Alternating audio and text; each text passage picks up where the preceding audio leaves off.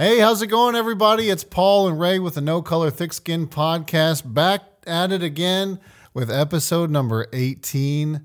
We are talking about movies. What do you think? Man, I think it's great, man. I think it's great. Film is something that is very transformative, and it can bring out a lot of emotions, man. And it can the funny, the sad, the happy, and everything in between. So. Yeah, I love a good movie for sure.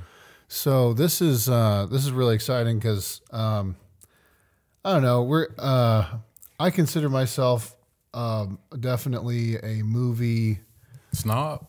I wouldn't say snob, although I probably am. Yeah, I probably am. But I watch a lot of movies. Right. I watch probably a movie every day, a whole movie, which is every crazy. day, like every a day. whole movie every day. Yep. Like from start to end. Yep. 365 days a year. Yep.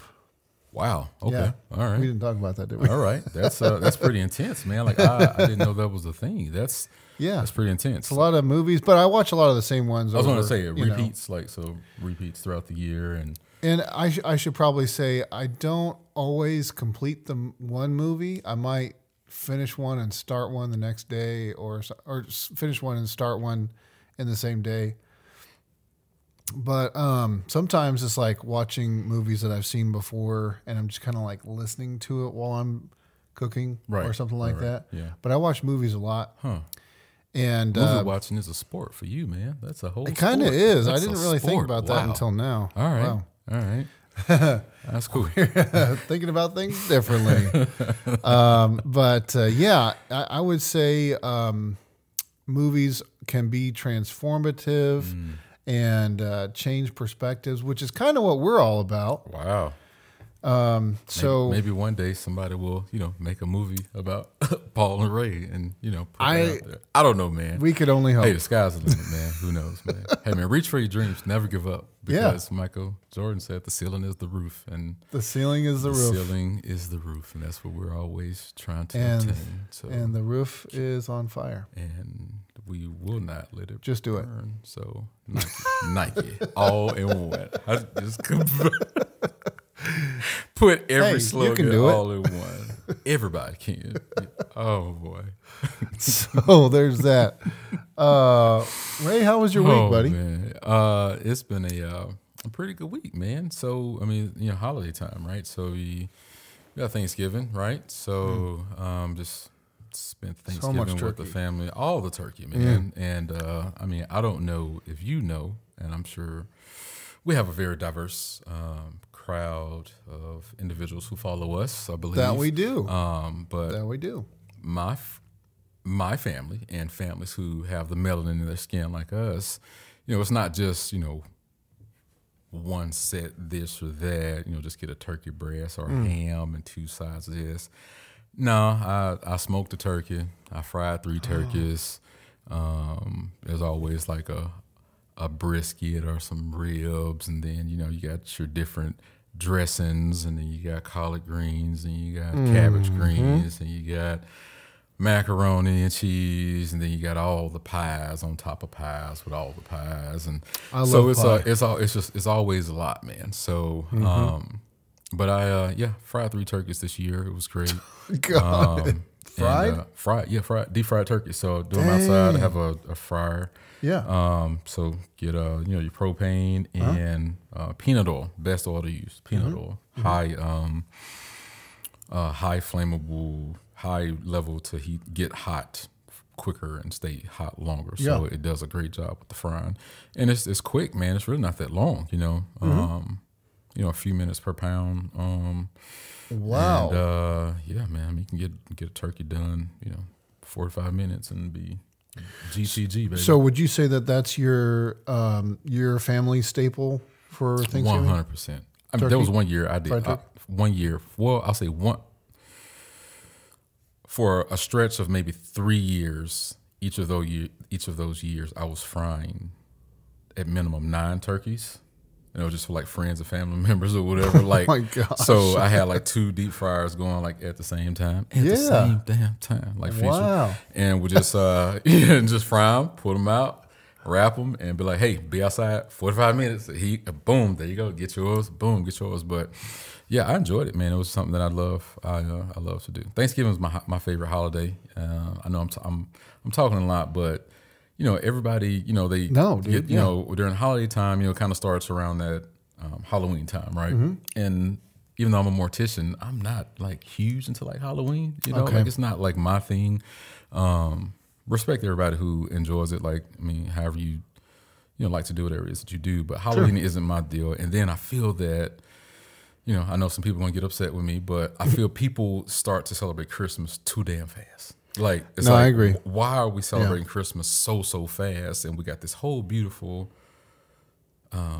holiday of Thanksgiving that's right there. Yeah, and like, it just gets overlooked, and then it's like Black Friday. And it speaks to everybody too. It speaks to everybody. Yeah, doesn't matter. It's an amazing holiday. So I'm gonna say this: like, I feel like I'm Thanksgiving. I feel like I get looked over, and I feel like people don't treat me the way that I'm supposed to be treated. They don't appreciate me, Paul, the way that I should be appreciated. Because everybody wants Halloween and Christmas. Nobody wants to give Thanksgiving the love that it deserves. I'm just looking for, I'm just messing. So, yeah, so Thanksgiving has always been a holiday that I gravitated towards. So I always enjoy it. And yeah, so we did that, you know, had a couple of days off, spent the time with the kids.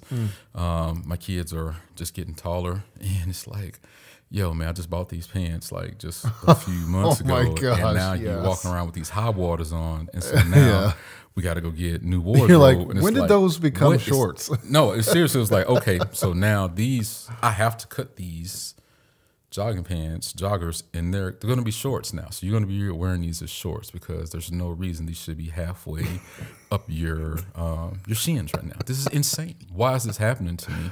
Yeah. So we did a little retail therapy, and that was fun. So got them some things, got them a couple of cookies out at Cookie Society, and just spent some time loving on them, man. So awesome. That was great for Thanksgiving. What were you guys up to? What was it looking like in your household? Oh my goodness gracious. It was awesome. This year we didn't cook anything. We didn't cook a single thing. And I thought Paul didn't do any type of cooking? Yeah. It felt weird, but I embraced it. Wow.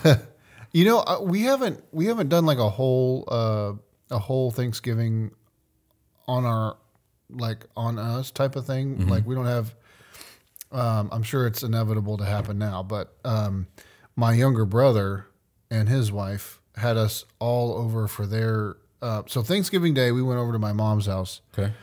And you know, it was amazing. Giant spread of food. What all we have? Give me some. So we did turkey. What kind of turkey, Paul? I need details. Roasted, was it?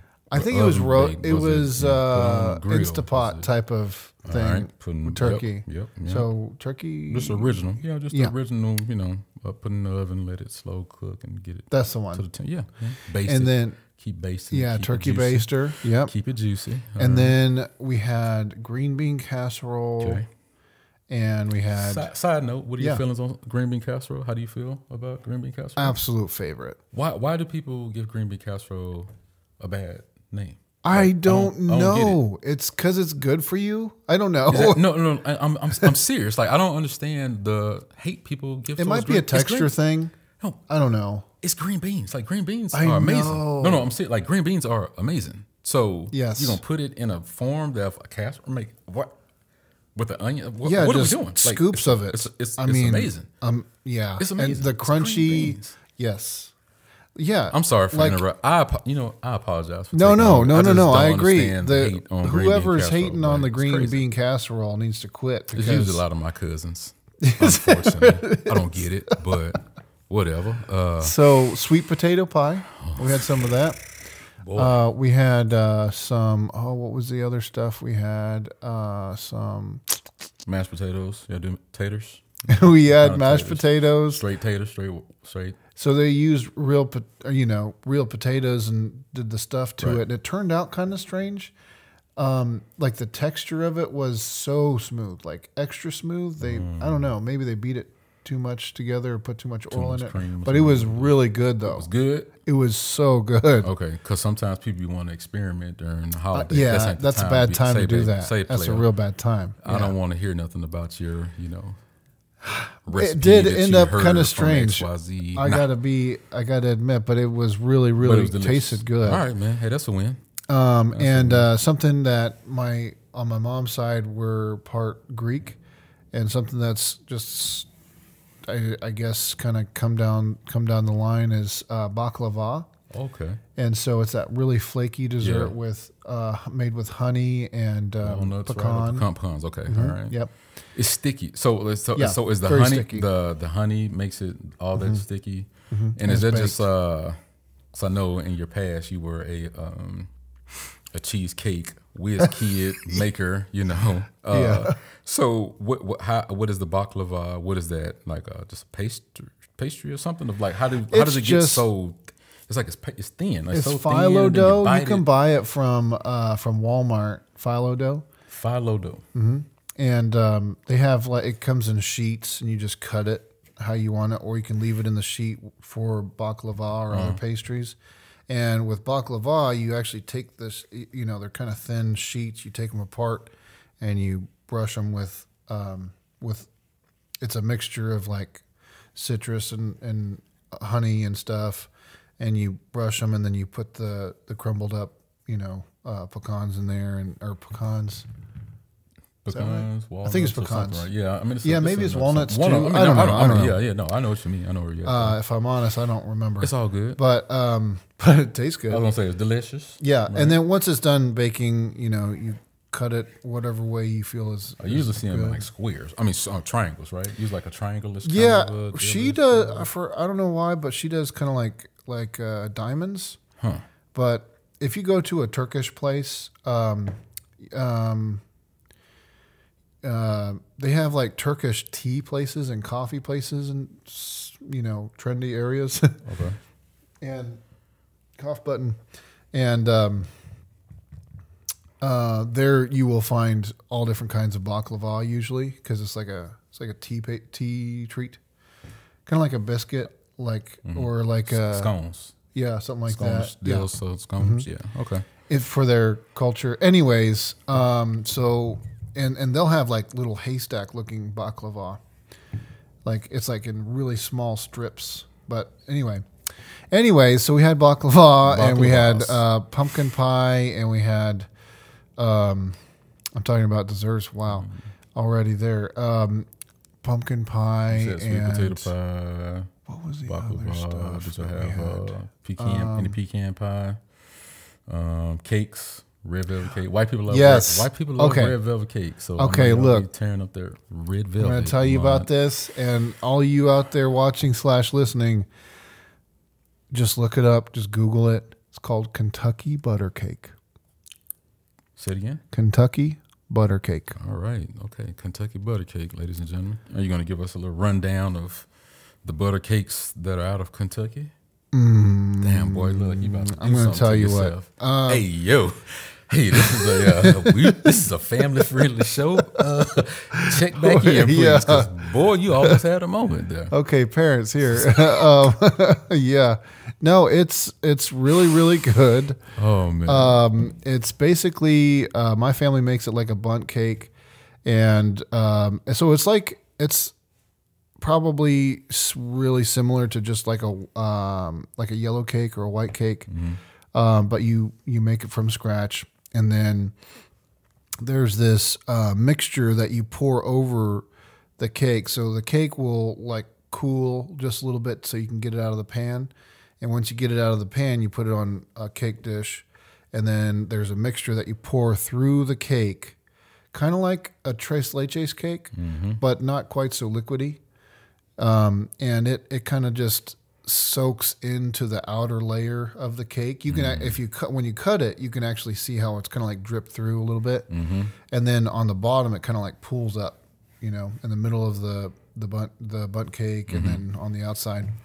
And let me tell you guys, it is sweet. What is the mixture? Buttery. That mixture. So what is all in that mixture? Like what does that consist of? I know it's like sugar and butter and goodness. Just all the greatness. Yeah. So all the okay, good because stuff. so you're saying Kentucky. So is there like a alcohol No. And okay, because I didn't know if it was. I think originally there was probably some whiskey like some in whiskey there. or some like some Kentucky bourbon that they Yeah. probably put in. That's all. So going down I think the but- sauce has a bourbon in it if you do it the way that the original recipe. Okay.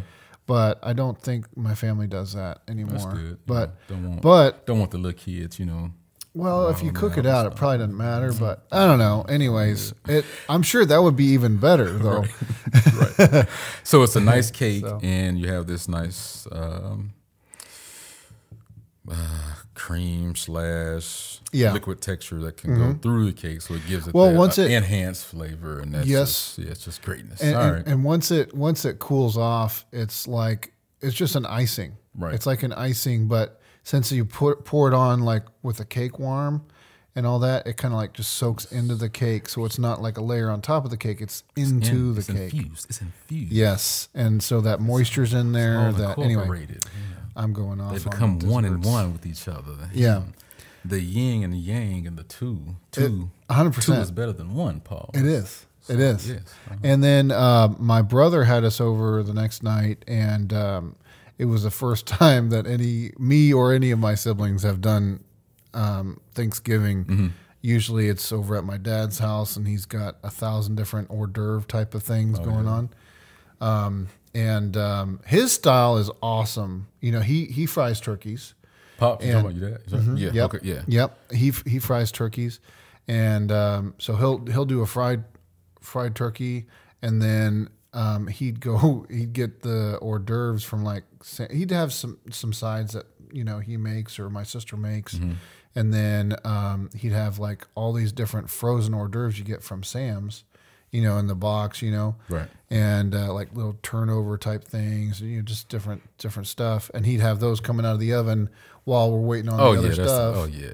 And so anyway, The hostess with the mostest. yeah. Oh, yeah. And so my brother had us over this time, and his wife made the best green bean casserole, the sweet potato pie. It had pecans on the top, and it had that brown sugar over the top. She's showing out. It was so good. out. Everything was good. And then my brother did a fried turkey. So They were showing out. yeah, They were for showing real. out. And that was amazing. And everybody was so impressed. And we all went home so full. All the way full. So full. But that was our Thanksgiving. And we had a really good time. That's good, man. That's good. And the fellowship was good. Everybody Yes. everybody is all cohesive and no drama, baby. Like we all, whole lot of love, whole lot of enjoying each other and eating and laughing. You can't beat it, man. You can't beat that. That's that's a blessing that a lot of people just don't realize, man, because a lot of people go through these holidays and it's chaotic for them, man. And they, it's they're ready to nerve-wracking. leave before it's things really even get started. So, And that first, it was nice. I know for us, it was nice not to have to worry about cooking anything before we went. We just showed up. Yeah. And, usually we're the ones that are running late to everything because of kids and, terrible planning. So, but that was nice not to have to cook. And we just showed up, ate, enjoyed the time, and then went home afterwards. That was really cool. Can't beat it. Cannot beat it. That's great, man. So I heard you. So you sent me this text message. Hey, buddy, this is a little bit short notice, but I might be on the radio here in just a minute. Dude, what the heck? Hey, and man, so, heart left. Hey, I'm just telling you, that was so crazy, dude. And you were on the Eagle of all the channels. Right. So, right. Is it still called the Eagle? What's it called now? The Freak? The Freak. There you go. The Freak. Okay. So 97.1. Big local Dallas-Fort Worth. Yeah. Power station here in the area. Yeah, man, that was. I'm sorry. That it went that way because we're trying to just figure the whole thing out, and that's so awesome to not bore the audience, any more than I need to. I know a couple of guys who are on the radio station 97.1, the Ben and Skin show. They started out in sports, and they just did sports at a few radio stations, but they would always have different bits and different funny things that they would do, silly things. They incorporate their family a lot. Just real guys. They're from the area, grew up here. Those two have been best friends, and so they've been in the radio business for a while, and just through a couple of different stops, I've always just followed the show. They're just good guys. Yeah. They've reached out to me, and we've had conversations via the phone and just laugh. Skin went through a difficult time with like a cancer scare, I think a year and a half, 2 years ago. And so I was always checking up on him. He's huge into music. So I would always send him different things on Instagram, just of like old school, like old Marvin Gaye cuts, or like something from like the Commodores, where they were like doing like a secret rehearsal that they called. And I would just always just send it to Skin just to like, brighten his day up a little bit. So he would always, send something back. Thanks, man. Blah, blah, blah. How's your day? And we just they're just good, genuine guys. Yeah. Ben, unfortunately, lost his mother about a year or two ago. And I was helping him just with questions that he had with that. And we got a lot closer during that time. So they've been wanting me to come and, just kind of talk to him and just, as you know, it's not every day that people just meet a mortician, Yeah. And, No, it's people, they have questions, unique questions, weird questions, funny questions, and I'm for it all. So they've wanted me to come up and talk with them. So Ben texted me on Tuesday. I was like, hey, can you come and, sit with us this week, either Thursday or Friday? And I was like, man, I can't do Thursday. Let me try to work on Friday. So Thursday night, we got it planned out that I would go up there at 10:30. So then I text you, and I was like, hey, man, gosh. look, I know this is short notice, but I'm going to be on the radio here in a while talking to, Ben and Skin on the show. They got Christina and Steve on the show as well. And I went up and talked with them for, I think it was about 30 minutes, 25, 30 minutes or so. And I thought it was great. They asked some great questions. I was able to be very transparent with them. We discussed just, the journey, how I got into the business. They asked, just things of, what I feel, my day-to-day, the, daunting challenges of going into, strangers' homes, at 2 o'clock in the morning. Like, that's tough. They did ask about ghosts and things like that, but I don't believe in the ghost, but like the spirit, I can feel, I feel I can feel people's spirit. So we went into that pretty heavy, and it was great. And they loved it. It got a great response. The audience was great. I've gotten a few messages from people who were listening. And, It's so cool. cool. I was going to ask you, like, I talked with my sister. She was listening, and I wanted to make sure that it's so weird for me to listen to me, and like it's so weird for me to Sounded great. know, okay, all right. I was going to ask, like, Sounded great. was I talking too fast, or did I? No. Was there a hiccup somewhere or anything? Because it seemed like it was at a snap. It was over, and I was like, what just happened? It was I feel like everybody wanted to ask you more questions after the end of the you being on. Right. And what was her name? Christina.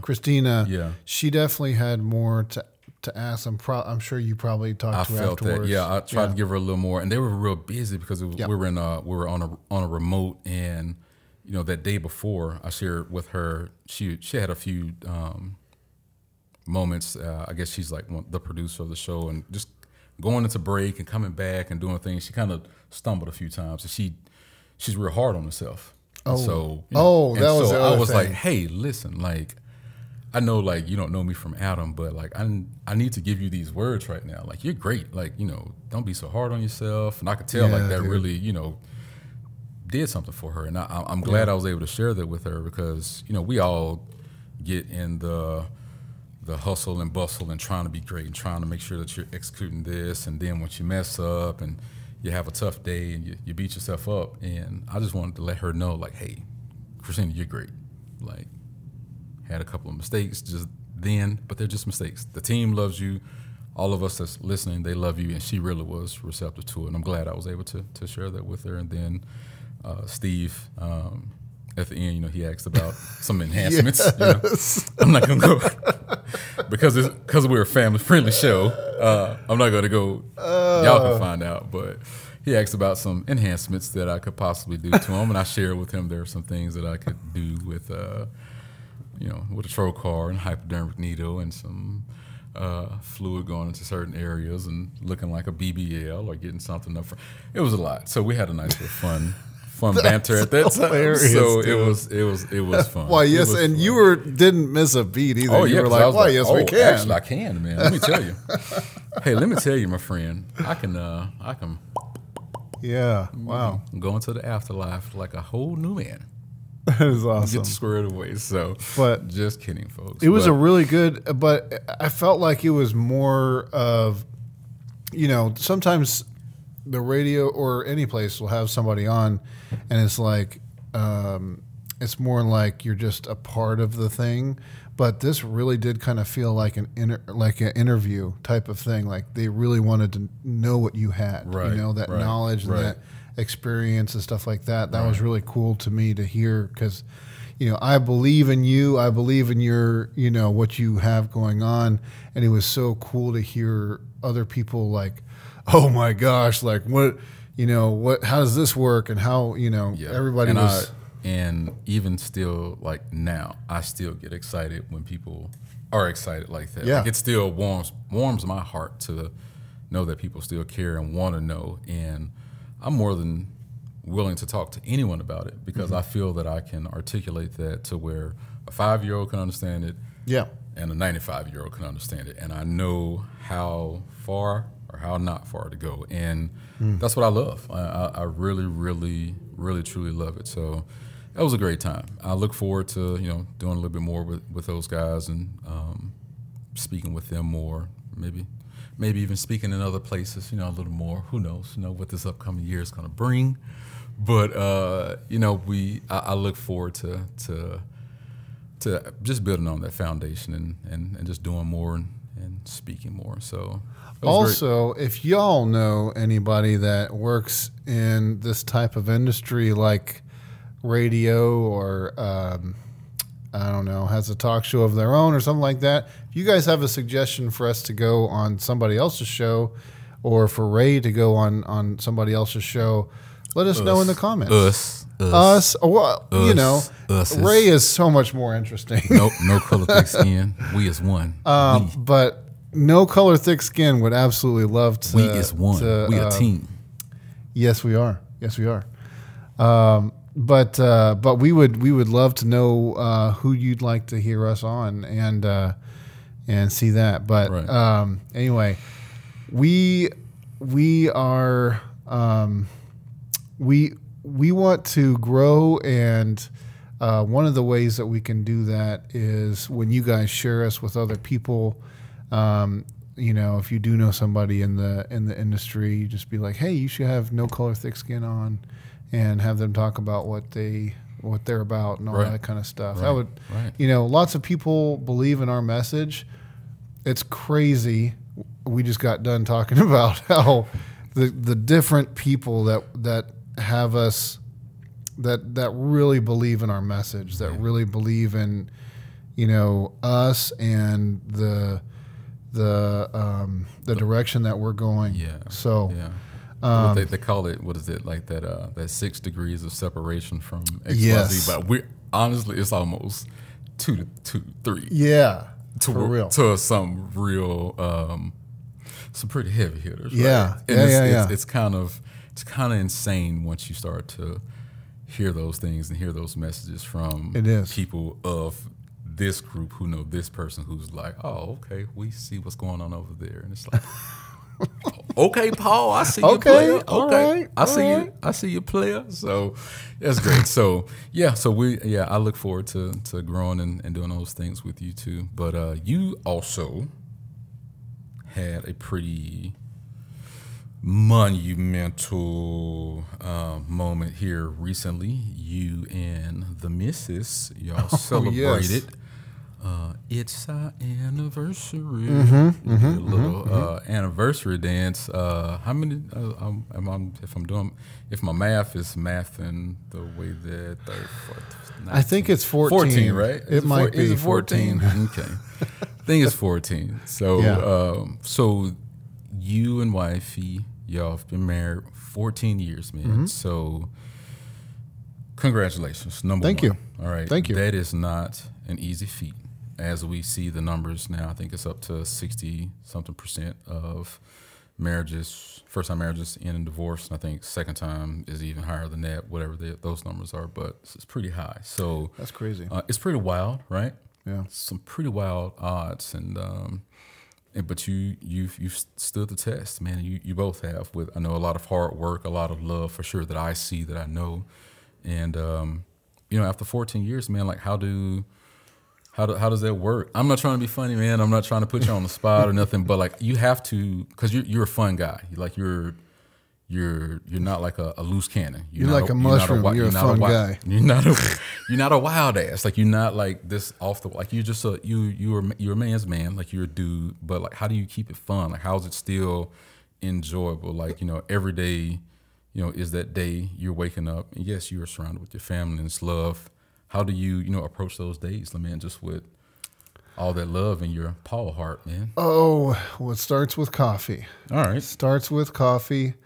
I'm in a weird spot right now because I can't have caffeine or alcohol. But I still drink decaf. Anyways, so I'm going to tell you how do you make it work? I don't have any of the special tips and tricks on how to make a marriage work other than don't give up.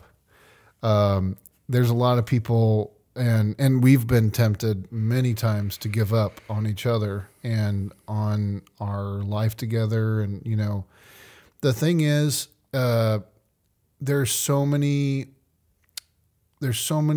easier things that you can do than get married, but none of them are as worth it as, staying together. Talk on that, man. So you said there's so many more easier things that you can do.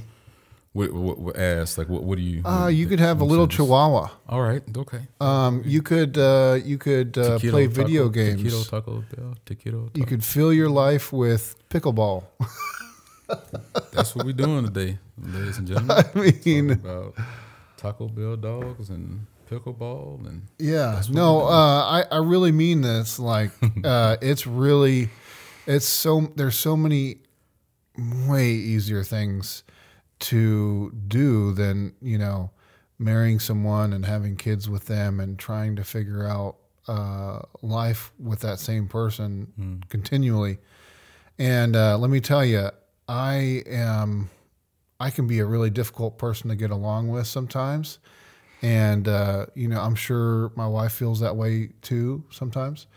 And when there has to be one that gives way, there has to be one that forgives, there has to be one that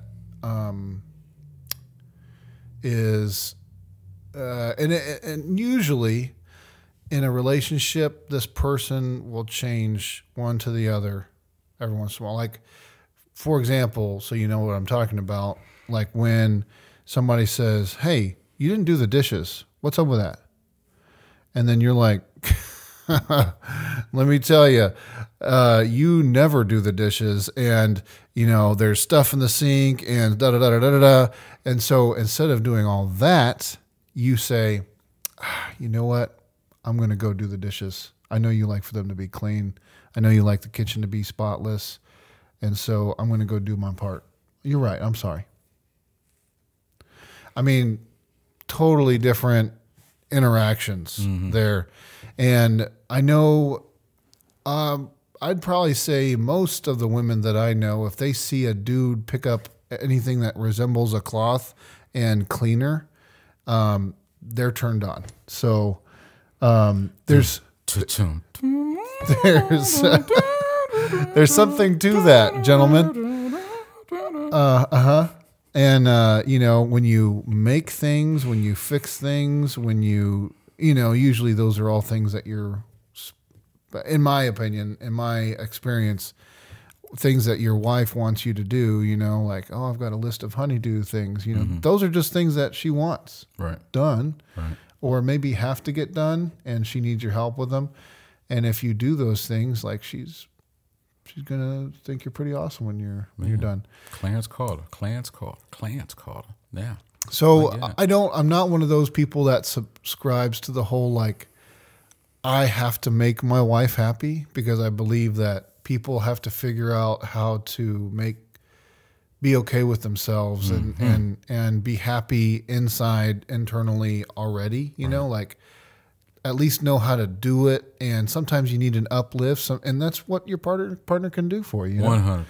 But, you know, on a day-to-day grind, things have to get done. We have 3 kids and a zoo of animals in our house, and things have to get done to be clean, to be presentable, to be, you know, feel like you're not living in a pigsty all the time. And that means that dishes sometimes have to get done twice a day. You know, sometimes you gotta do that. And you know, as I'm saying dishes a lot, but it's laundry, it's dishes, it's vacuuming, it's dusting, it's getting the dogs out, doing this, cleaning that, keeping up with the animals. Yeah. Keeping up with the kids, you know, so it's a lot.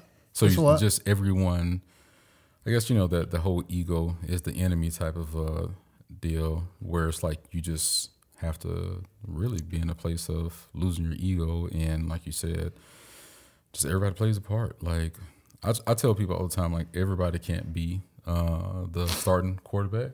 Yes. Like, everybody can't be the starting quarterback. Like, if we got a team full of starting quarterbacks, then the team's going to suck, because I need somebody to do some blocking.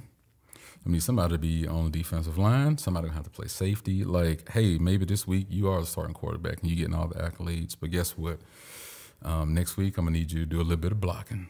You may have to be the fullback. Exactly. And do a little something. You ain't touching the ball for a few weeks, but you be the best fullback you can be. So, yeah, I get that. I think, you know, I'm sure over time, I don't want to speak for you, but I'm sure over time that's gotten easier, just with the years and learning each other, and you all being able to bounce things off of each other, and just having a great team. So I think, you know, like you said, playing your part and losing that ego, like those are huge things, man. Huge. Yeah, pride. Oh, pride, man. Oh. Man. That's a killer. Pride is a killer. Hey, I think there's a really big reason why pride comes before the fall. It's just, you know, what does my pride look like? My pride looks like, you know, I'm standing up for myself, you know, and that's where it starts and ends. Let me tell you, because usually that's when I screw up pretty bad, you know, in a relationship or in an interaction with a, you know, friend or a customer or something, you know. Pride really can get in the way, in weird ways too. Not like in the ways that you'd think, you know, like, not like I'm proud of this, so, you know, I'm not going to let anything tarnish that or whatever. But it's in a weird way. For example, like, you know, when you feel like you're getting beat up, like you're the underdog or whatever, and, well, I never get blah, blah, blah, or I always have to do da, da, da, and you never, or this person, and you suddenly this internal battle starts happening where resentment builds. Right. And it's just like a engine just constantly grinding with no oil. It's just hot, getting hotter and hotter, and then you start screwing up is what happens. Right. That's what happens to me. Right. And so, just setting that aside up front helps, you know, like going into a situation, especially, you know, when talking with my wife or sometimes talking with my kids, like setting that aside, like going into a conversation. My daughter says, "Dad, hey," and then I just got to go, okay, put the stuff aside. Bring it down. Bring it okay, down. Yeah. Cool. She's going to be silly, overly silly. I'm going to be trying to keep up, and then it gets annoying, and then I get frustrated because like, okay. And then, and then what? What happens then? We, either we keep that stuff aside and we, or we embrace it and we're like, oh, I am, you better respect me and blah, blah, blah. Smell like disrespect. Yeah, dude. Yeah. Anyways, so I get it. Yeah. All that being said, I love my wife. I'm so excited to see what, the next bits of our lives look like. The next 4 to 7. Yeah. Yeah. Oh yeah. Like. And many, many years to go. Right. And I would also say something that really helps a relationship keep moving and shaking is dating your spouse.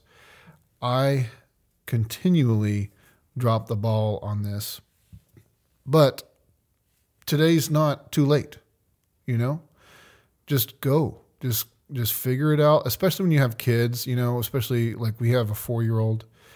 That can be hard because you're trying to find somebody that'll watch your kids and all that stuff. Maybe your oldest isn't old enough to watch your youngest. Totally get it.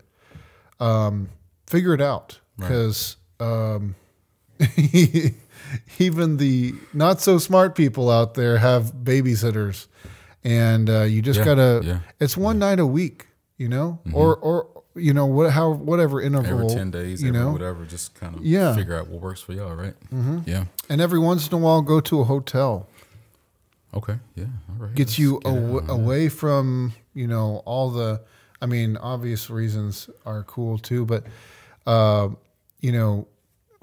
especially for the female, she's away from all the things that have to get cleaned. She's away from all the smells. She's away from all the, the hustle and bustle of the house distractions, running in the room. Yes, somebody screaming, somebody fell downstairs, somebody broke a glass, just all the things. Yeah. So did you all? So on your anniversary date, like, where did you all go? Like, was there something nice that you planned out that you all did? Or? Yes. So with some help of my mother, actually, we figured out.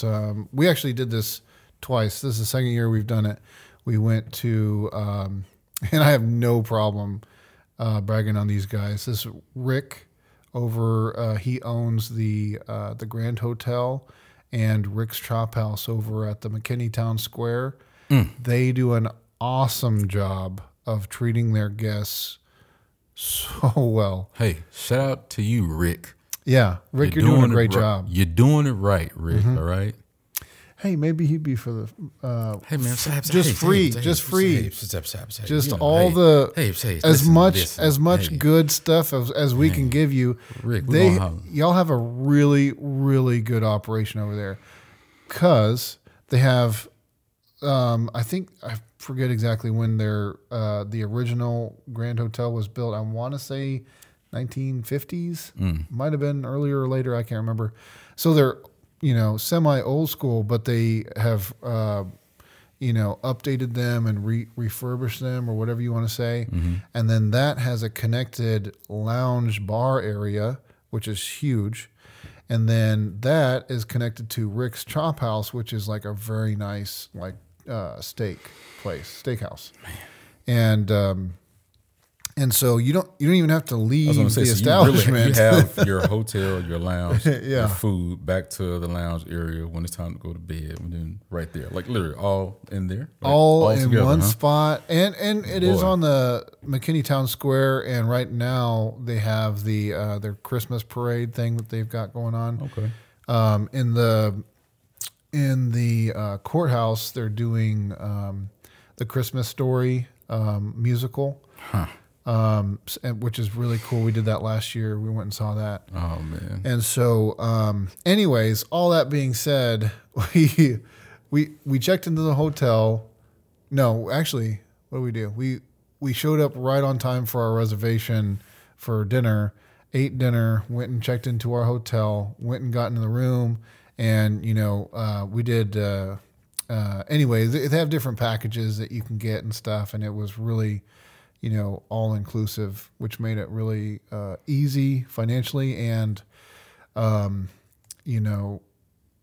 seamless for the night. They got different packages, like yeah, they got like Greco-Roman wrestlers like jumping out the closet. Like, well, some of the all their like, what are you talking about? It's like what's going on, man? They got a clown with like. You know, doing yeah, we got the clown what is package. Going on, man? You like, could get the mime package. Those are quiet, but they're very animated. It's so weird. It's so weird. The face is very just so strange. weird. I'm sorry. Go ahead. Yeah, well, they had the romance package, which is what we got. It just comes with. It's like it packages everything cost wise all together. Oh, okay. It's like here's what you're going to pay, with the exception of like gratuity and alcohol or something like that. And it was a really good. It was a really good price, really good value, and we actually stayed in the old hotel part. They actually built a whole new hotel, which has brand new suites and stuff in it. We like staying in the older hotel rooms just because they're really neat. Yeah. And anyway, each of the older rooms have unique features to them with their own deal, their own like some of them have windows, some of them don't, some of them have skylights. But how many rooms you would say like over if you had to? I think I don't know. I think altogether is something like 50. Okay, it might be more or less, but nice. Yeah, so it's not like a giant. I was gonna thing, say nothing too big. Yeah, not a bed and breakfast, but it's nothing that's like on a corporate big. Right, they do a lot of weddings there, but nice. They have. That's part of their name is like something in Rick's Chop House and Ballroom or something like that. Anyway. What was for dinner? What did you get to eat? What did you get oh my gosh! I need them details, baby. We got. Details. I think it was smoked elk. I'm sorry.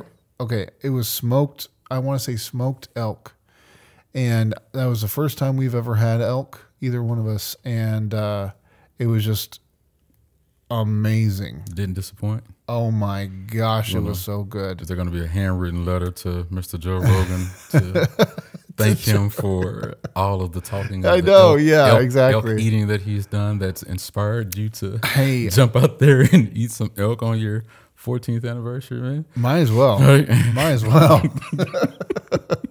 He does up-talk elk all the damn time. Oh, yeah. It seems like that's all he eats. That's pretty much it, right? But that may be bear meat. No.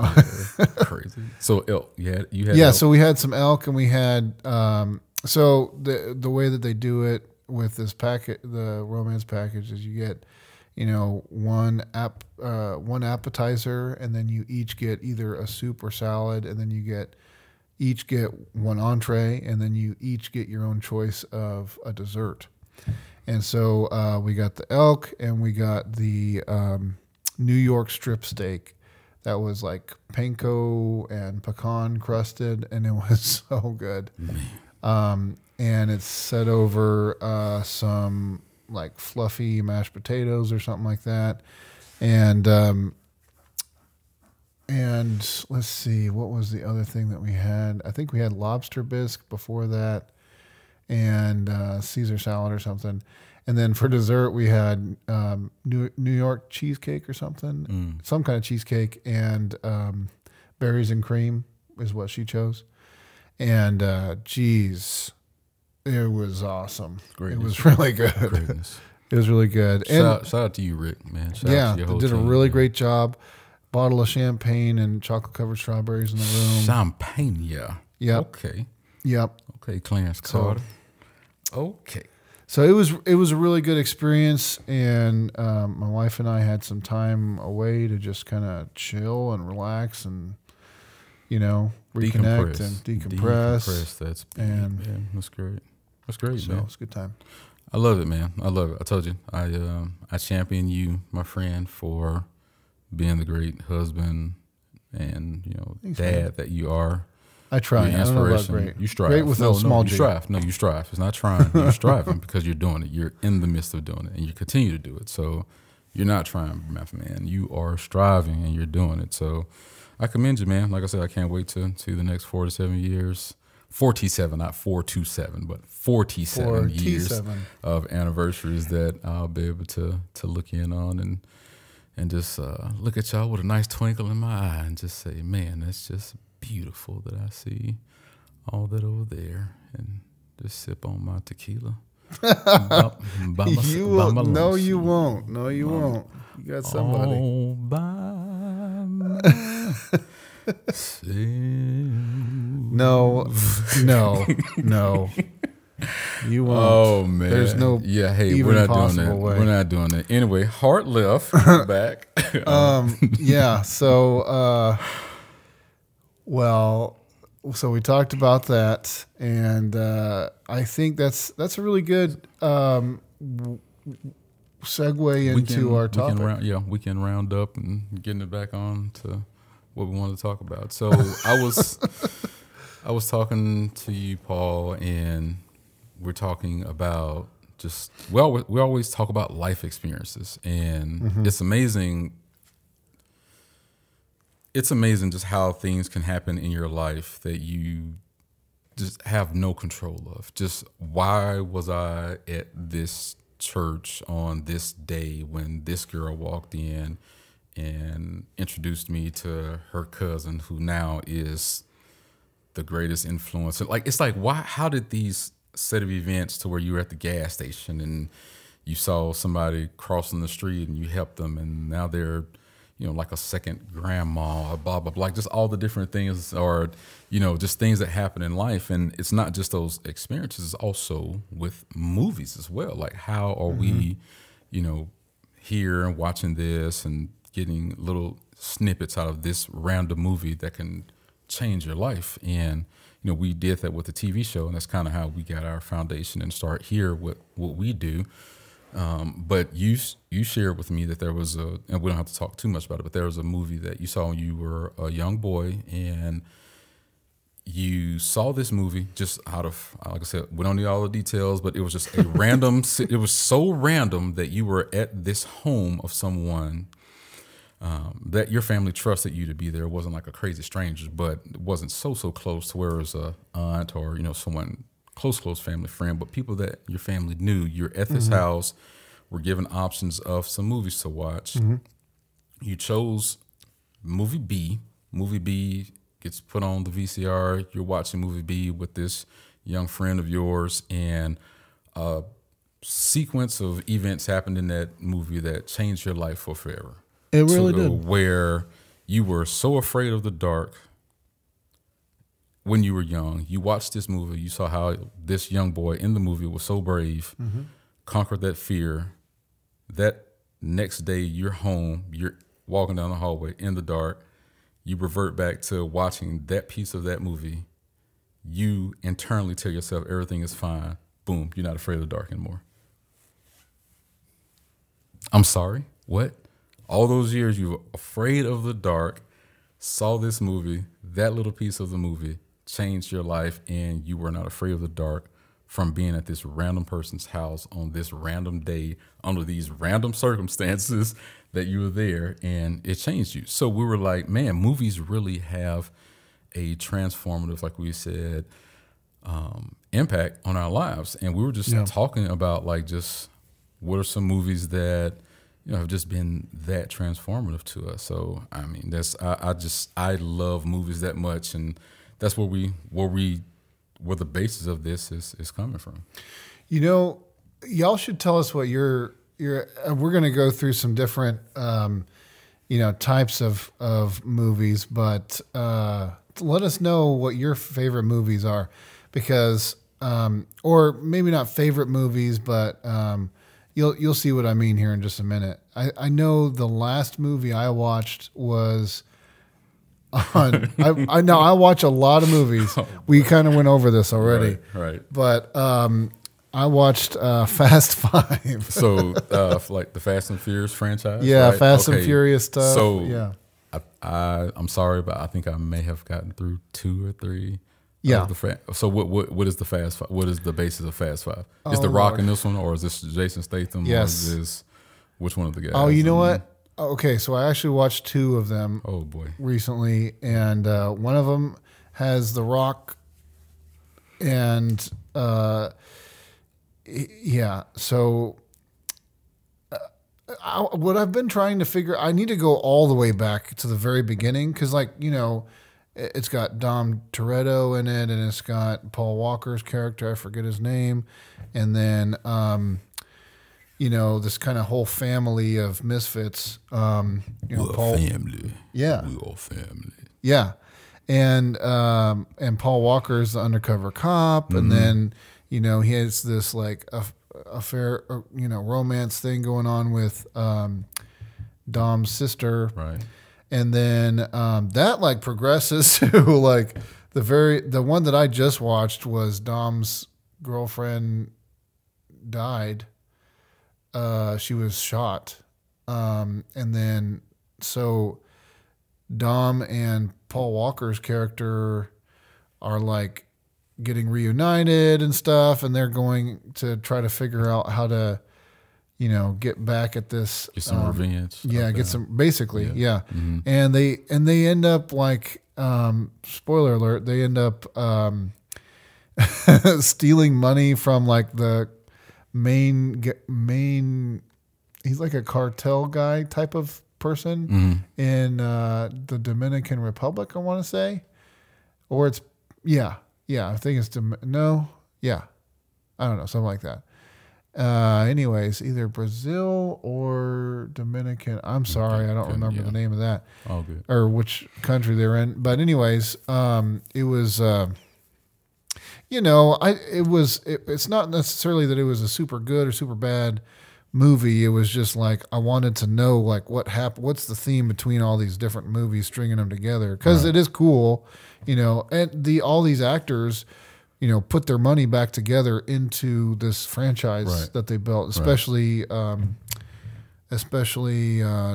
what's his actor name? Vin Diesel. Vin Diesel. Yeah. Vin Diesel put a lot of money into this franchise, apparently. Right. So, which is really cool. But, anyways, all that to say, that's Fast Five was last movie. I spent a lot of time on Prime Video, you know, so a lot of I'll be watching a lot of their, what they have on there. Right. I love Prime. Prime is good, but until they want to nickel and dime you for everything and tell you that you have the platform, you're paying monthly for it. But this one movie that you want to watch, Ray, I'm gonna need $19.95 from you so you can especially watch when it's like a trilogy. I'm sorry, I thought I was. No, that's not part of the. All right. We got to help them figure out the packages because the packages ain't packaging the way I thought the packages was going to be packaged. Like, hey, Rick, can you reach out to Jeff Bezos and his team and tell them to get the packages to be the packages? Right, Rick, please help us. All right. I watched this random movie like at 2:30 the other morning. It's called Disappearing Acts. It was a recommendation, and you know, it really took me all over the place. The movie is Wesley Snipes and Sanaa Lathan, and it was like 2000. Yeah, it's like an early 2000 movie. I'm pretty sure it went straight to DVD type of a deal. So, but it's like Sanaa Lathan is a singer, piano player, and she is a high school music teacher, and Wesley Snipes is pretty much just a dude. You know, he tries to work construction. He can't keep a job. He just goes, he's in and out, and it's just really not the greatest of guy. But so now, you know, she falls in love with him, man. You know, so you can't help who you love. So it shows just the ups and downs and just the differences of how her friends are and who he is and how he gets uncomfortable. And then she gets pregnant and they're not married, and then it's a whole up and down thing. And it was a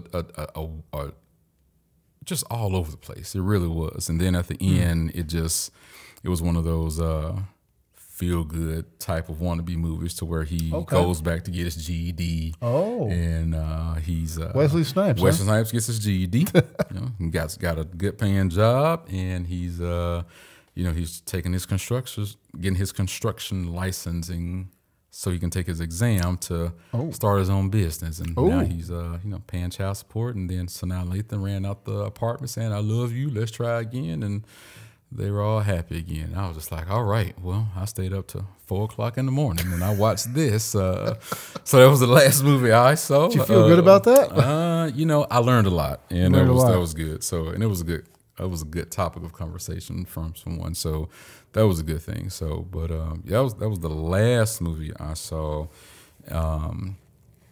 When it comes to, I guess, when we categorize certain movies, because, you know, as we say, movies that make us feel good, they make us feel bad. They can anger us. They can sadden us.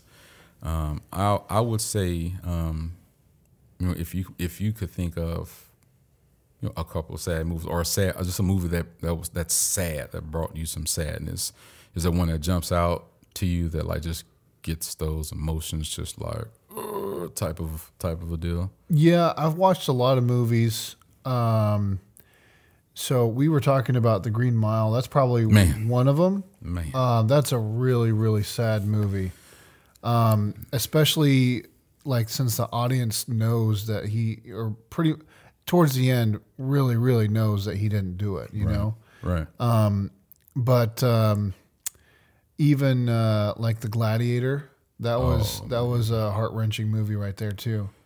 And everybody forgets that movie was out, or, you know, forgets about that movie. And, you know, I, for whatever reason, my dad absolutely loves that movie. Oh yeah. And we would watch it constantly. Oh yeah. Golly, his what is that guy's name? Something Crowe. Yeah, Russell Crowe. Russell Crowe. Yeah. Wow, he was at his peak Greatness. Just awesome acting. Greatness. And he's still a great actor, but that's one of those. That Gladiator is on that list of movies to where it doesn't matter if it's in the beginning, if it's in that middle end, or if it's towards the end. If you pass it, like, you're gonna watch it.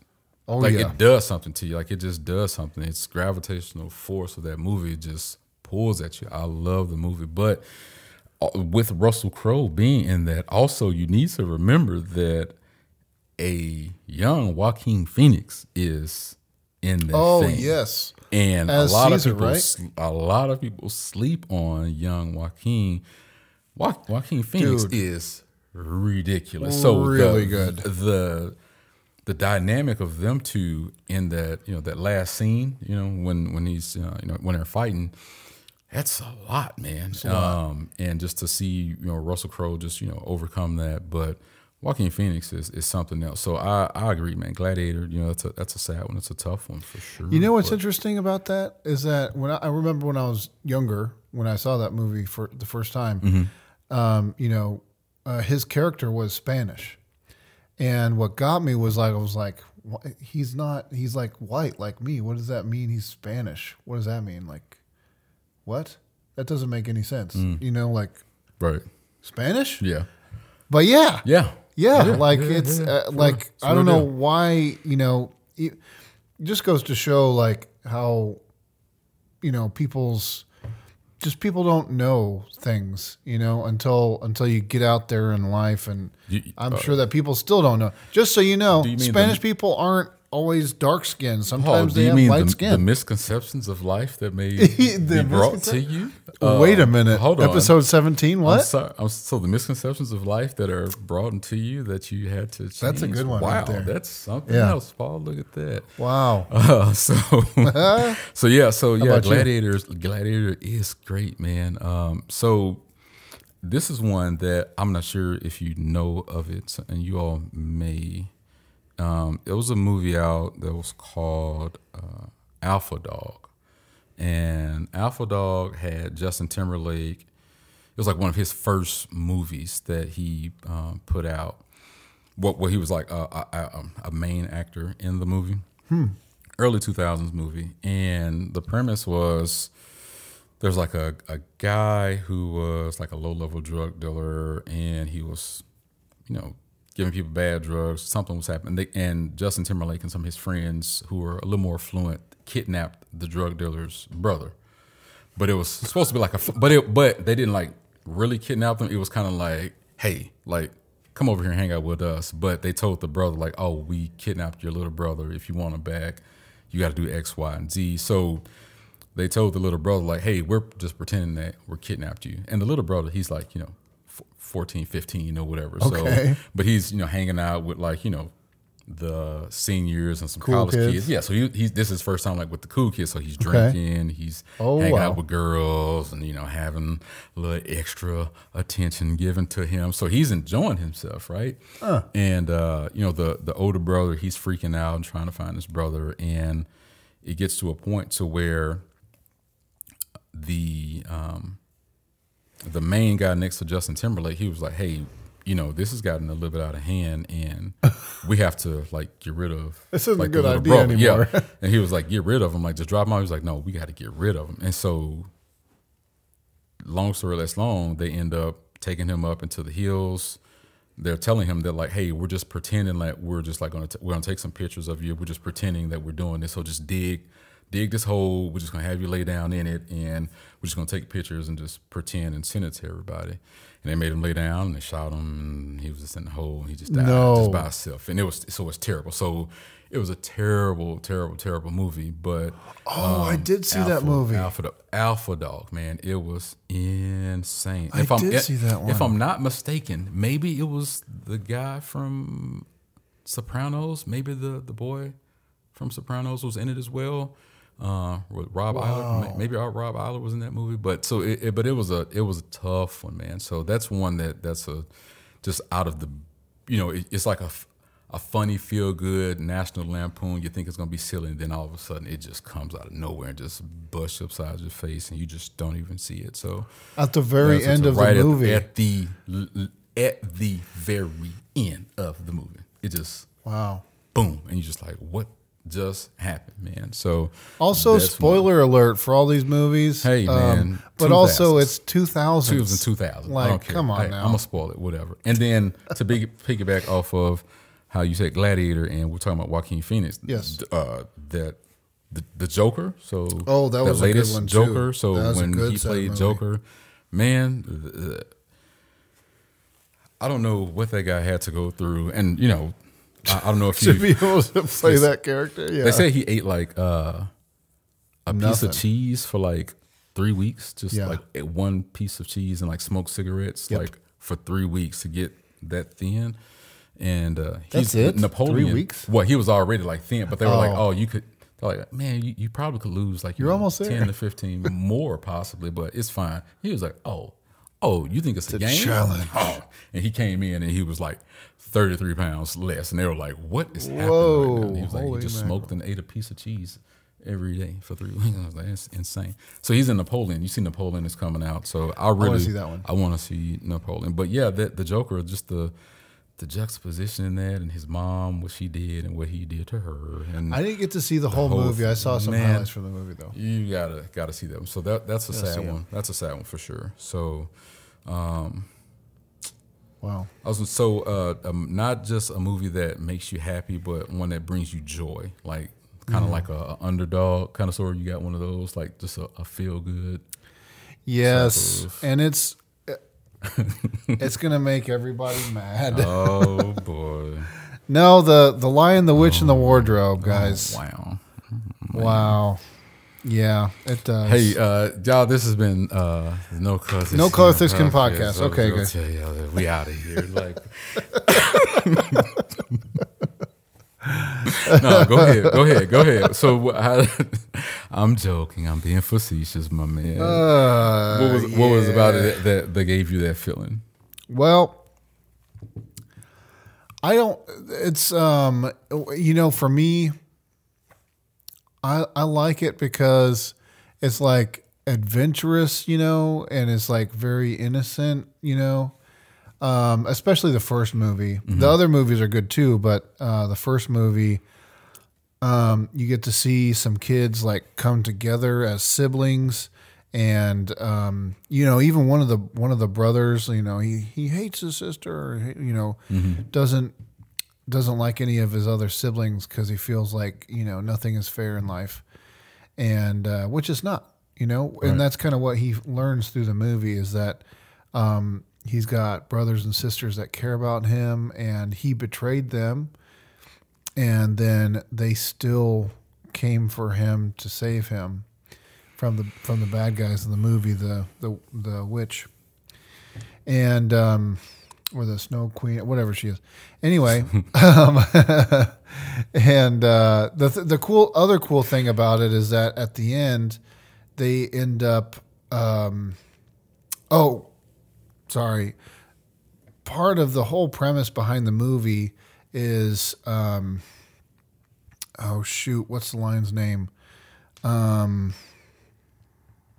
Oh boy! So the whole first movie is basically about the lion, the sacrificial lion, okay?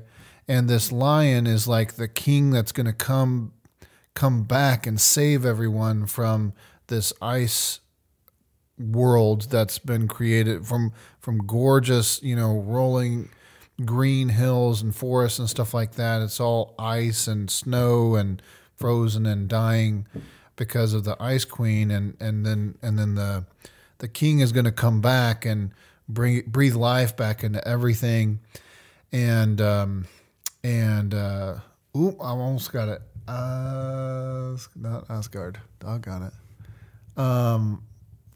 Almost there. Anyway, so through the movie, they're like trying to find the king, right? This king lion guy, and then they finally come across him, and he's basically like kind of preparing them throughout the movie, like, hey, you're gonna have to stand up to this witch, and I'm gonna give you these tools to engage with her. And one gets a dagger, one gets a horn, one gets a this and a that, and they all have these different things that they're going to use that are special magic things.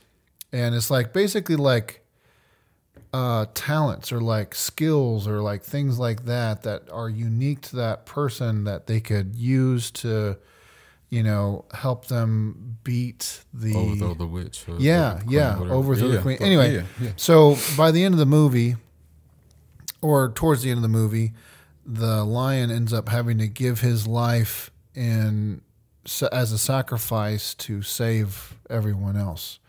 And he gives his life over to the queen so that she doesn't, slaughter everybody. And so she makes a big, thing out of it, and she kills the lion on this altar and all this stuff. And she's like, look, the king has died and all this stuff, and everybody's sad. And then, this huge battle ensues between the basically good and evil, right? And it's all these beasts and mean things, and the witch on this side. And then you've got these brothers and sisters that have all kind of like banded together, and they're showing courage and all this stuff, and they don't know what they're doing. They're just kids, right? Mm-hmm. But they're like, we're going to do it. So they go into this battle. Anyway, you can watch the movie, but they end up winning this battle against the evil people, the bad guys, and the witch and all that. And then the lion comes back from the dead and helps. Resurrects. Yep, he is resurrected, and he helps take down the rest of the monsters and all that stuff, and beasts, the goose, the goblins, and all. Yeah, yeah. And anyways, and then time flies differently there in whatever thing that they're in, the wardrobe world. And so they live out their lives, and then they rediscover the wardrobe that they walk through, and they're like, oh my gosh, do you remember this wardrobe? So they're like adults. And then they walk back through the wardrobe, and then they're kids again. And they're like, we just lived a whole life doing, ruling a kingdom.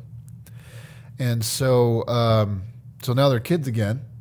And it just really hit my imagination bone, and really hit me in the feels as far as like, there's things that people don't know about you, that you've been through, that you can have confidence. And this is something that they walk away with when they are back into their world or their, when they become kids again, is like they're walking confidently back into their lives, like, I'm a king, and I'm a queen, and I'm courageous, and I've been through battles and came through the other side. Oh, that's a big deal. Oh, that's huge. Yeah, that's huge. And like you said, that internal confidence, to have that, and to go through a tough time, and then to see your king get killed, and you're just taking on all those emotions and still fighting and going through. Yeah, man, that is a feel good movie for sure. That's a good one. I like that one. I had no idea it went that direction, so I apologize. And it sounds like I will be a fan of that. So you know what? Thank you for sharing that with me. Maybe some point in time I'll take the kids and we'll see if Amazon Prime gonna make me spend $47 to watch it. Oh my gosh! We'll try it. So they might. One for me, what I was thinking about on a movie that brought me joy, and that feel good movie is The Pursuit of Happiness with Will Smith. And that's a good one too. When it was literally Will Smith and Jaden Smith. I think it was their first time playing or acting, working together, and it was Will Smith was.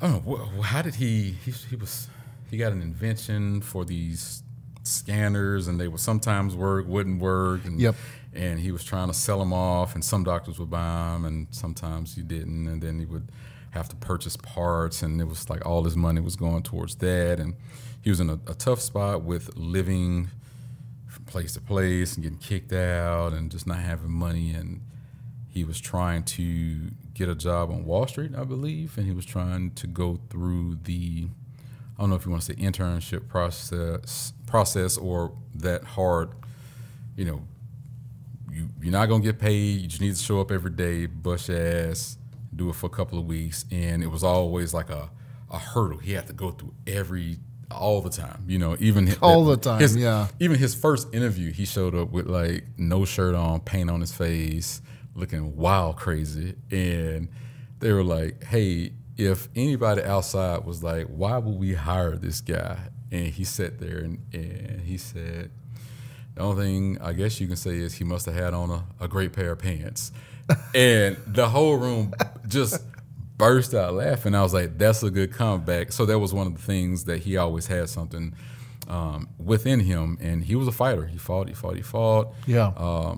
The scene as a dad that almost brings me to snot bubbles is when they're in the train station, right? And his son, Jaden, his son that's in the movie also is like, Dad, I'm sleepy. And so he did as a dad did. He went into that, protector mode, but he knew he had to play to the inner child that his in him and have his kids see it. So he pretended that they were like fighting these ghosts and these goblins and dinosaurs everywhere, and we need to go to this cave. The cave was just the men's bathroom, and so he was like, we have to bunker down in this cave and make sure that the dinosaurs don't get us, and we have to be safe in here. And so he, Jaden, he's following along with it. So he gets in there and he locks the door, and he's covering his ears because people are trying to bang on the door to come in, and he's just trying to give his son somewhere to sleep. So they have to sleep on the floor in the bathroom. And when I tell you, I don't care how hard you think you are, bruh, but to be a dad and be like, man, like I have to have my child in my hands, cover his ears, so that he doesn't wake up from this sleep. I got a line of people out here who probably cursing me out to God knows what, and I'm just trying to make it through the night so that he can get some sleep and I can get him up. Man, it tears your heart. So continuing to go through different things, and he takes his tests, does great on the tests. They give him a call and they tell him, hey man, what you doing on Monday, baby? Come on back, And as he walks to the elevator, and I know this feeling because I'll say the movie. Once he goes to the elevator and he's walking down the steps and he gets outside and he just starts to clap, and the emotions start to just overtake him because he knew how hard he worked. He was an underdog. He didn't have the education that everybody else had. but he persevered and he made it, right? I know that feeling when I took, my funeral director's exam, I just failed. And that time when I clicked yes, I'm done, and that score popped up and I passed, that is the exact feeling that I had at that moment. So that movie is a joyful movie for me that I hold on to, and it gives me so much happiness, man. So The Pursuit of Happiness, that's that movie for me, to where if I need to get that feel-good feeling to remind myself, tough times, not always. Yeah, we go through ups and downs, we go through struggles, but man, if you're on your pursuit to happiness, and once you get that happiness right there, man, you can't beat it. You can't beat it. So that's my one, man. That's my one. That's amazing motivational movie. All of it. Yeah. All of it, man. Yeah. That's one of the movies that will give you it really gives you all the feels, man. Mm-hmm. I mean, at one moment you're laughing and you're cracking up about how his interaction is with his friend, and then you're crying about being a dad, and then you're trying to be understanding about being an entrepreneur and wanting to better yourself, and then it's like, well, why would you do this? Now, how's this? And dealing with the IRS and all this, man. So it's just all over the place, man. Mm-hmm. You get all the feels with that one. So yeah, that was a good one, and that's my joyful, like you say, motivational movie. A couple of comedy ones. You got a couple of funny ones. Nothing too big. Like I always go to Friday, or Coming to America. Like I can put those on, and I classics. Can just I love the classics, man. Coming to America is probably one of my all-time favorites. Really? All-time favorite, man. I love Eddie Murphy, and with him, just playing all the parts or whatever. Even what he did with the Clumps, Nutty Professor, all this stuff. He's just so talented. Yeah. I just love Eddie Murphy. But what he did with Coming to America, man. He and Arsenio Hall, just the two of them on the screen. Oh yeah, dude. Hilarious, they were electric, man. Hilarious. So yeah, those are some funny ones for me. Ricky Bobby, that's a funny one. Ricky Bobby. Talladega Nights. Yeah. Old School. Yeah. Super Bad. Yeah. I'm taking up. What you got some funny? What's some Oh, funny I'm ones? kind of the same vein of stuff. Like Step Brothers was one of my favorites comedies. Oh man. And what was the other one? Wedding Crashers. Did you? Yeah, Wedding Crashers was pretty good. What was the other one? Different, totally different. Adam Sandler. Happy Gilmore. Happy Gilmore, and then Big Daddy. Big Daddy. Big Daddy was when he fake adopted the son. It was a Madison thing. Something Billy Madison. Billy Madison. Yeah. Yep. Billy Madison was hilarious. Those were awesome. Yeah. Yep. I really like those. And obviously, older stuff like I don't know if you remember George of the Jungle, the live action with the guy that played in the Mummy movies. I can't remember. He just did one called The Whale. Brendan Fraser. Brendan Fraser, that's the one. Yep. Man. Yeah. That was one of my, I don't know why, but that was one of my favorites. Yeah, that was a good one. During some point in my life. And then also totally different type of movie, but similar is Jungle to Jungle. That one had what is his name? Jungle to He was he played Buzz Lightyear in Toy Story. He was his voice. Tim Allen? Tim Allen, yep. So it was Tim Allen. Oh, I know. Sorry. Yeah. And the guy that, Okay. I forget how that movie even happened, but what happened. I remember that one. The main storyline is kind of there. But maybe you guys remember that Jungle to Jungle. I watched that way too many times. A lot, yeah. Yep. What about animated movies. Like animated. Yeah, like it could be cartoon, 3D, right, Pixar. Right. You know, you can never go wrong with the. I feel that the Toy Story franchise is probably the best franchise that they put out because it's just, I think from top to bottom, each one is great. For number one, you know, that you can't miss with, you know, Simba, baby. Like, you know, Mufasa, dude. you can't miss with The Lion King. Gonna be a mighty king, so enemies beware. I've never seen a king or beast with quite so little hair. Oh, I just can't wait to be king. You know, old boy that sung that, they tried to cut him a check for $100,000 and just be like, hey, you just gonna get this $100,000 and just keep moving. He was like, nah. His mom was like, if they'll give us $100,000, like, let's just we're gonna wait. We're gonna say no. And so he's made millions off of off the song because, you know, it's one of the greatest songs in history. Best. So they were trying to cut him out the big money, but kudos for you and your mama for telling them, nah, we're just gonna hold. We're gonna get it on the back end. We'll wait for the back end. All right. Oh my gosh. It's cool when they do it. It's a problem when I do it, huh? No, we'll get on the back end, and they got it for sure. So Lion King, you can't beat that one. Let's see. Give me something. Like, what do you? I know you. We don't have to go too deep. I know your love for that little girl that be swimming in them waters. You know. Apparently, girl, I watched that a lot. I mean, you know, we ain't gonna go into all that. But hey, when I was a kid, I watched all the Disney movies way too many times. The VHS tapes were all worn out by the time I was done watching them. We watched everything from like DuckTales to like 101 Dalmatians. What was another one? Beauty and the Beast. Beauty and the Beast, man. dude. Yeah, that's right. Oh man. Yeah. Yeah.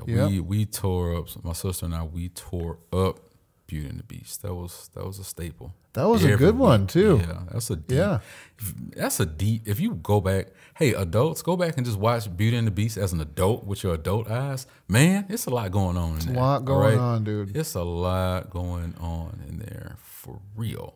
Yeah. So I would say Lion King is my top. Yeah. So right there, neck and neck with Lion King would be the first Happy Feet.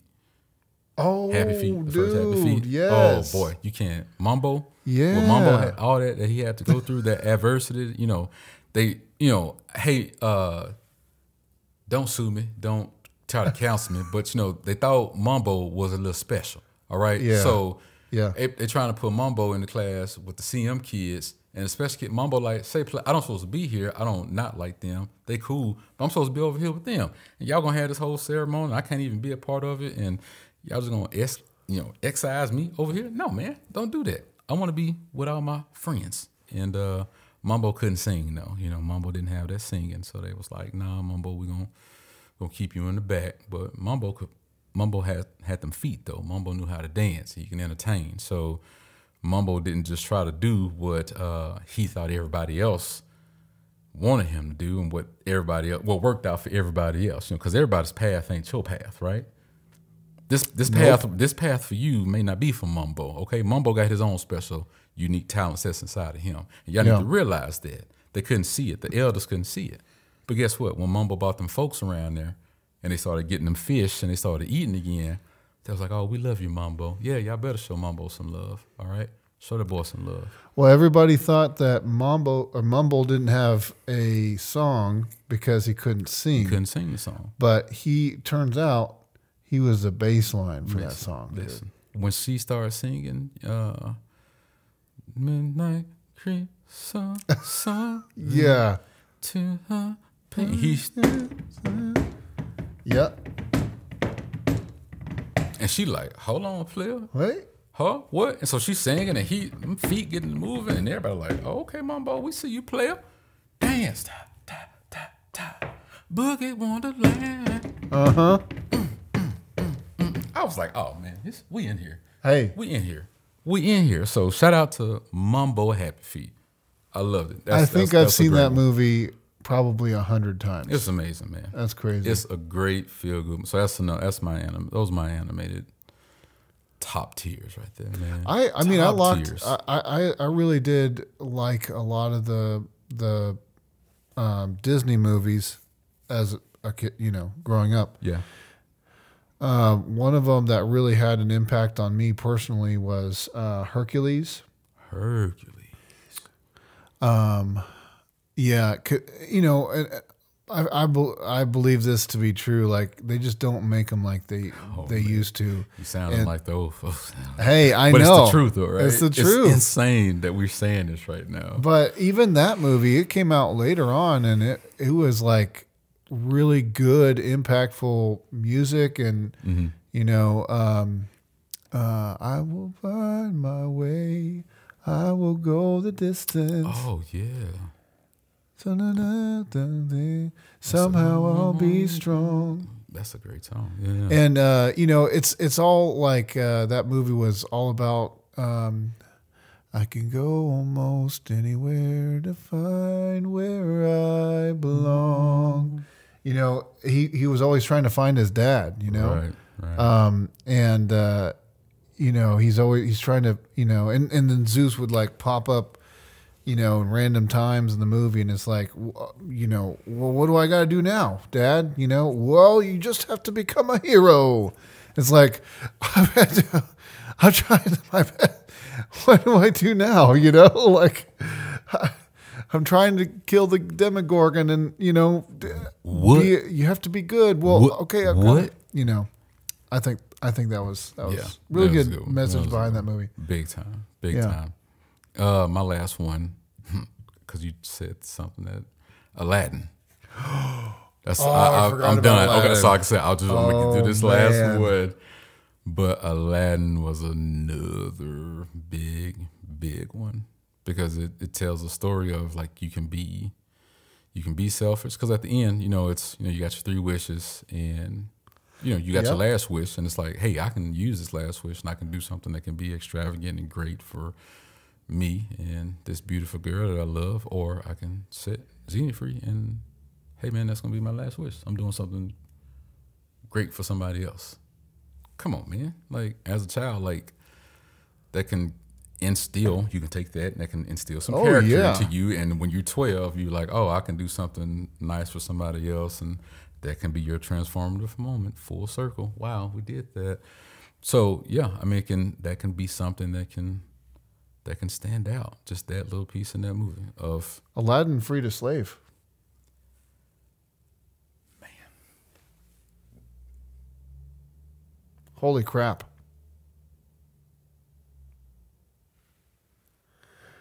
Whoa. I just now realized that. Holy crap. That's crazy sauce right there. Somebody who was in a impoverished situation, who was, I mean, damn near slave herself, street low of the lowest of the lower lowest. than a slave, Lower, really. Lowest of the lowest. Yeah. Of what they considered there. Wow. Did that for a slave, man. That's crazy. Boy, that's something, man. Now, okay, you done messed my whole head up. Now I gotta go back. I gotta go back and watch it. And now I'm gonna be on Reddit for the next 4 oh my to 8 gosh, hours. exactly. I'm gonna be on Reddit for the next 4 to 8 hours looking up theories over Aladdin. Thank you do that Paul. too? Hey, thank you, Paul. Do you guys do that? For taking the next 6 hours of my life as I'm in my room in the darkness with this light blinding my eyes, reading every word about everything that's happening in Aladdin and listening to everybody's thoughts and trying to get a feel of this and all the conspiracies behind it. Thank you, Paul, for doing that to me. My goodness. Absolutely welcome. Wow. All right. All right. Man. Wow. Wow. Oh man, I think this is gonna be it for me. But the silly stuff when it came down to, you know, SNL, like they used to put movies out like Saturday Night Live. It's like the Ladies Man. Oh yeah, Night at the Roxbury, like all the sister, whatever, the girl who used to put my hands in Superstar. Yeah, like that whole deal. Like so, Saturday Night Live, they had some funny ones, whatever. Those were some funny movies, and I think just in my book, I think I've shared this before. Like pound for pound, I think Forrest Gump is probably just like one of the most complete. Just probably the most complete. One of the most complete movies. You get like the Forrest Gumps, the Shawshank Redemptions, like those movies that are just like complete movies, from top to bottom. Yeah. You brought up the Green Mile earlier, but like those are like complete, just oh my gosh movies. And my number one is this movie called A Bronx Tale. Like I talked about it before, but Bronx Tale, a Bronx Tale, a Bronx Tale. Like the Bronx? The Bronx, yeah. It's a movie up there. It's Chaz. I keep forgetting his last name. Starts with P, but kind of Italian guy. Robert De Niro and Colorism, little C, who was his sidekick. It's a pretty nice, good feel good movie, and that's one of my favorites. I think I've watched. If we're just rapid fire here, I've watched almost all the Godfather movies. And I remember, some of the quotable things, but it was so long to get through. I think I fell asleep and woke up and it was still going. Oh, yeah, yeah. All of them. All of them along, right. But, right now is a great time to watch all the Home Alone movies. Oh, man. Macaulay Culkin and Joe Pesci and what's the other guy's name? Yeah, his parents. That's another deep dive on Reddit is how did about it. yes because I was already on there. How did Kevin McAllister's mom and dad afford this big house with all these goddamn lights? Yeah, what were they doing? And his mom was 37 years old. What do you mean you 37 years old? You got a 10-bedroom house and y'all got all the lights on in all the rooms all day, every day, and you done flew the whole family across what? Paying for everything with traveler's checks? For everybody? What you doing? Man, that sound like somebody was selling some work.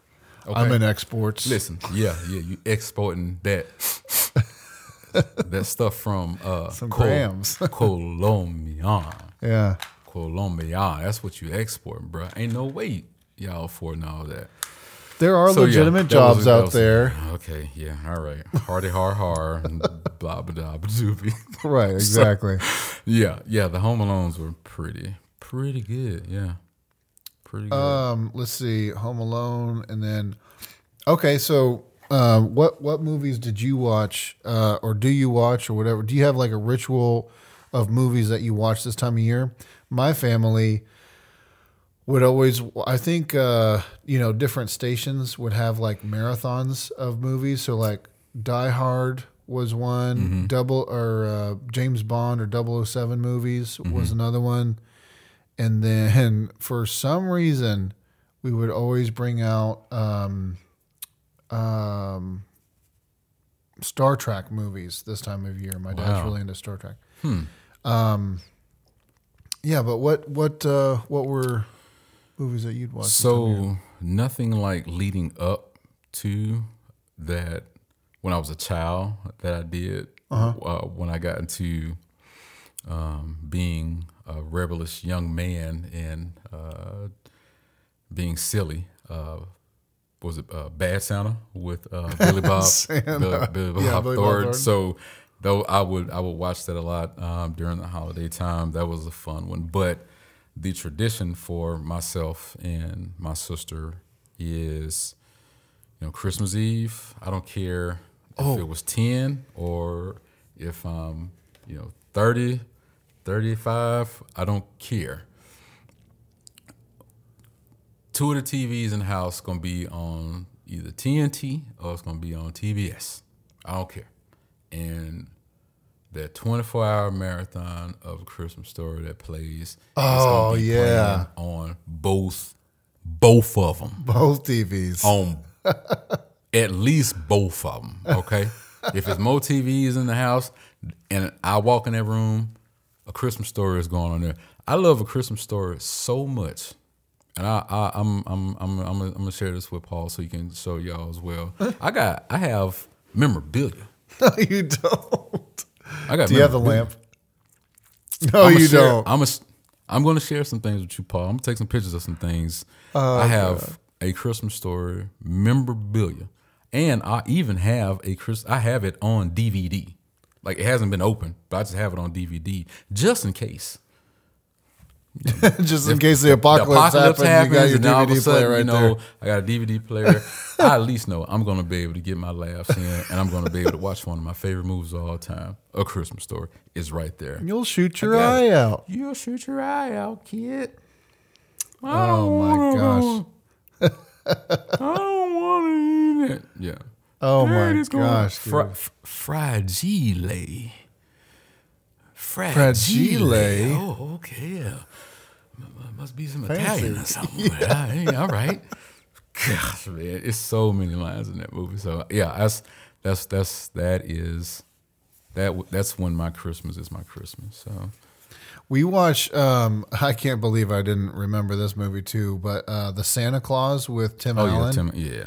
Dude, we watched that. I guess 1 and 2 came out while I was relatively young, and I was just so awestruck by that first movie. You know, like how they really kind of brought the North Pole to life, right? And you know, the elves are like really young looking, but they're super old. Yeah, and just the comedy that happens in that movie is so like kids. Like half of Tim Allen's or the stuff that they wrote for Tim Allen to say is not meant for kids. Not at all. But you get it. Like, it's just hilarious. And like he makes this joke about Oso Buco, and you know, I was like, you know, some of these jokes just flew right over my head, but nowadays it's like, that was really popular back then, you know, like it's an American establishment, right? Stuff like that. It's like that's the funny thing about, you know, American cuisine is that it's not a lot of times, I don't know, it's just confusing where food comes from here. It's hilarious, sometimes. Man. Hilarious. Anyway, yeah. But yeah, that's definitely some of my favorites there. Oh yeah. Well, I mean, it's, you know, holiday time, and you know, incorporating movies, and like we said, if it's feel good movies, if it's, you know, something to spark your interest or whatever, you know, movie watching, it doesn't have to be a sport like Paul, but you know, maybe it can, you know, right. Maybe it can, you know, change the trajectory of your day. Or if, you know, don't be afraid to, you know, look into something different, a documentary, or, you know, actors or actresses that you've never heard of, or something just catches your eye. You know, spend a few minutes, you know, look into something different, you know, try something out, you know, just try it out. There's no harm in that. But if you all have a, you know, share with us like your funniest movie, or, you know, what was a movie, like we said, that just brought some joy to you, or a sad one that we missed, or, you know, a feel good movie, or whatever your favorite, your top 5 list. You know, share that with us. And, you know, since it's holiday time, if there's a Christmas one this Christmas, or anything that jumps out to you, or something that you think is slept on that we should probably look at. Lots of those out there. It's a lot of movies out there. I mean, there are billions of movies. So we've missed a lot of them. So if there's something that's out there that you think is top tier that we should look into, share that with us as well. You know, leave a comment down there, and we check them. Send us some information, and we'll look into it. So, yeah, we'll add that to the list. Did you see that movie, the claymation movie? I forget what the name of the movie was, but it had like Rudolph the Red-Nosed Reindeer, and you know, claymation, like, you know, doing like stop Gumby, motion, like Gumby yeah, type like that. Deal. And they had the what else? What all happened? They had oh shoot, what's his name? A very popular guy that did a bunch of Christmas songs and was prolific in making music back then. Oh, Burl. Wives. Oh, And he was like the snowman in the movie. I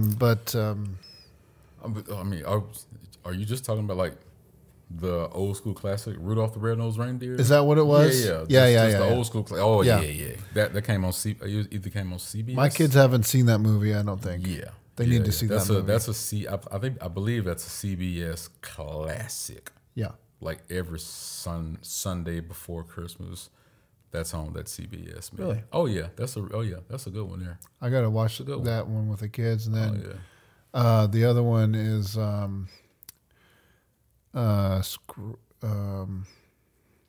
Scrooge. Yeah. What was that one?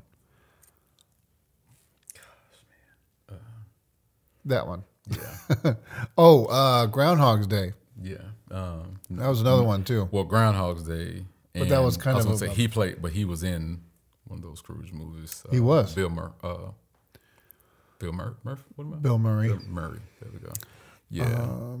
But yeah, the Scrooge was pretty good because it was the Ghost of Christmas Past, Ghost of Christmas Present. Yeah, that was. Like that. Anyways, you guys probably know what the name of the movies are. Tell us. Right. Man, there's so many. That's a lot. Oh, my son's favorite movie year round, actually. Grinch. Yeah. How did you know this? Weird. No, are you serious? Like, are you? Yes. Like you're serious? Serious. I can feel it. I want to. I can. How did you know that? I know that little dude. Me and that little dude, we like this, son. I'm telling you. But I swear he's never said that to me. I didn't know that offhand. But I can feel that he is one that would go Grinch versus Elf. Like he's that kid. And he's cool. But he's so cool. Is. I love that. Like I love that about him though, because he's different. He's unique. Me and that boy like this, son. I'm telling you, man. That dude is super cool, man. He is super cool. So all right, Grinch. So he's a Grinch. He's a Grinch kid. Yep. Awesome. Yep, and he likes the one. I mean, he likes all of them, but he likes the one that Benjamin Cumberbatch did. Yeah. The 3D animated one. Mm-hmm. Anyway, yeah, but it's he literally like he'll watch that over Spider-Man any day, which is crazy. That's hilarious. But we're like, it's not even Christmas. What are you doing? It's a great movie, Dad. But great movie, Dad. I want to watch a great movie, so put the movie on, Dad. Thank you. I don't know, but that's hilarious. Yeah, hilarious, man. Well, hey guys, happy holidays. First off, we hope that you all stay safe. If you're doing some traveling, be safe on the roads or your flights, and we hope that you all can enjoy some great time with your family. We're not religious snobs or holiday snobs. Whatever you celebrate, man. If you are with the people you love, you're with the people who you care about. That's the most important. And that you're, like I said, if you're being safe while you're doing it, we love it. So thank y'all again for just all the continued support. We thank you all for listening. We thank you all for viewing us. As you know, we're on all the social media platforms. The Spotify's, the YouTubes, from Facebook. We're doing a little more with the Facebook Live, putting reels out, doing things on TikTok. So you all have asked us to put things on all the different platforms. And that's what we're striving to do. And we just thank y'all for that continued support. I don't know what else, to say, but just the appreciation is super high over here. Thank you. Absolutely. And like we said, if there's something that you all want to share with us, especially with each episode, if you want to go into the backlog and listen to those things and comment on anything that we can use to better us, because that's all we want to do is get better and open conversations up for you all to get better. And I know there's a lot of topics of discussion with a lot of heaviness to them that we talk about, but we also like to keep it light as well. So the movies, give us some funny movies and things that we can discuss amongst each other and get some interaction with you guys as well. So we appreciate that also. So like we said, like just from the bottom of my heart, like I thank you. I know Paul thanks you guys as well. Thank you guys. And like we said, this is the 18th episode of the No Color Thick Skin podcast. Just taking a trip down memory lane, just thinking about the different movies that we've seen and the movies that have been a staple in our lives and that have changed our lives. So thank y'all for listening. Be safe, and we'll see y'all next time. Peace. I guess.